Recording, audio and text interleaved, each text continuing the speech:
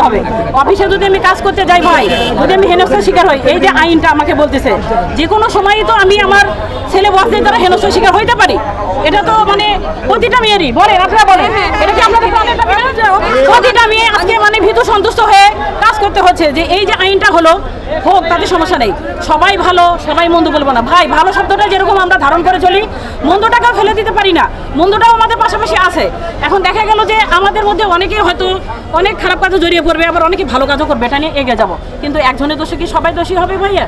এখন আমি কাজ করতেছি, আমার বস আমাকে একটা কথা বললো যে এটা করতে হবে, আমি শুনলাম না, পরের দিন এসে বসে থাকলো খাতা নিয়ে। আমি তো মানুষ, আল্লাহ পাক আমাকে তো প্রতিদিন সুস্থভাবে সব জায়গায় যাওয়ার তৌফিক দান করবে না। এখন আমার একটু সমস্যা 5 মিনিট হতেই পারে, সে আমাকে বললো যে তোমার অসাধ আচরণ, আমার চাকরিটা ওই দিনই চলে গেল। এটা হবে, হতেই পারে, আমি অন্যায় করতেই পারি প্রজাতন্ত্রের কর্মচারী হিসেবে, কিন্তু আমাকে সেই সুযোগটা দিতে হবে। আমি যেন আত্মপক্ষ সমর্থন, আমি সরকারের কাছে বিনীত আবেদন করব, আমি একজন মা, আমি একজন গৃহিণী, আমি এই বাংলাদেশে যত ভাই আছে তাদের বোন হিসেবে বলতে চাই, আমি এই সচিবালয়ে একজন মহিলা, যত মেয়েরা আছে সবাই আমার বোন কিংবা মা, হয়তো বা অন্য কোনো সম্পর্কে আমি তাদেরকে রাখতে পারি।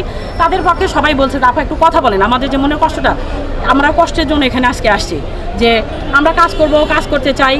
সরকারের প্রতি অত্যন্ত শ্রদ্ধা রেখে বলতে চাই যে মাননীয় উপদেষ্টা থেকে যারা এই আইন সংক্রান্ত কাজ করেছেন, সচিব মহোদয় থেকে বিনীত মানে অনুরোধ, অত্যন্ত আকুল আবেদন জানাচ্ছি আপনাদের কাছে, আপনারা একটু আত্মপক্ষ সমর্থন করে আইনটাকে নতুনভাবে কোনো কিছু করা যায় কিনা এটা করেন, আমরা সবাই খুবই উপকৃত হব।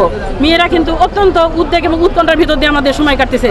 যে জবটা নিয়ে আমরা একদিন স্বপ্ন দেখতাম ভাই, যে আমাদের একটা সিকিউর জীবন, আমরা সংসারে হেনস্থা হবে না, স্বামীর কথা হয়তো আমাদেরকে কেউ টর্চার করতে পারবে না, নির্যাতিত হব না, আমরা হচ্ছে নিজের পায়ে কর্মঠ, আমরা নিজের পায়ে দাঁড়াচ্ছি, আমরা সেলফ ডিপেন্ডেন্ট। কিন্তু আমি আজকে ভয় পাচ্ছি, আমার অনেক খারাপ লাগতেছে। প্রতিটা বোন, আমাদের চোখে পানি, প্রতিটা বোনদের কষ্ট হচ্ছে যে আল্লাহ কি যেন হয়, আমরা যদি কোনো হেনস্থার শিকার হয়ে যাই। অধিকার আমি আমার স্যারকেও বলতে পারতাম না, আমি প্রশাসনে কাজ করি, আমি হয়তো কিছু হলে আমার ঊর্ধ্বতন স্যারকে বলতে পারতাম, কিন্তু এখন সেই জায়গাটা থাকতো না। আমি সচিব স্যারের কাছে যেতে পারতাম না, সচিব স্যারকে হয়তো আমি ভরসা করতে পারি, কিন্তু আইনি আমাকে বলতেছে তুমি যেও না। ছাড় চাইলেও তো আমাকে প্রতিকার দিতে পারবে না। হয়তো আপনারা এইভাবে ভেবে রাখেননি। স্যার আপনাদের প্রতি আন্তরিক অনুরোধ করে বলতেছি, স্যার আপনারা একবার ভাবেন এটা কিছু করা যায় কিনা। ধন্যবাদ ভাই, বক্তব্য না, আমার মনের কথাটা আমি শেয়ার করলাম, বাকিটা হচ্ছে সবার সহযোগিতা কামনা করছি। আসসালামু আলাইকুম। আমি জামিলা আক্তার বানু, প্রশাসনিক কর্মকর্তা, জনশক্তি প্রশাসন মন্ত্রণালয়।